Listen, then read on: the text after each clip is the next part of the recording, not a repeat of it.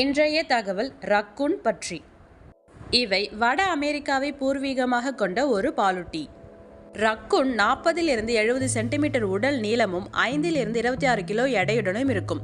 இதன் சாம்பல் நிற கோட் அடர்த்தியான ரோமங்களை கொண்டுள்ளது. இவற்றின் தனித்துவமான அம்சங்கள் இதன் முன் பாதங்கள், முகமூடி மற்றும் வளையப்பட்ட வால். ரக்கூன்கள் மிகவும் புத்திசாலி தன்மை உடையவையாக காணப்படுகின்றன. இவற்றின் இனப்பெருக்க காலம் ஜனவரியில் இருந்து ஜூன் வரை.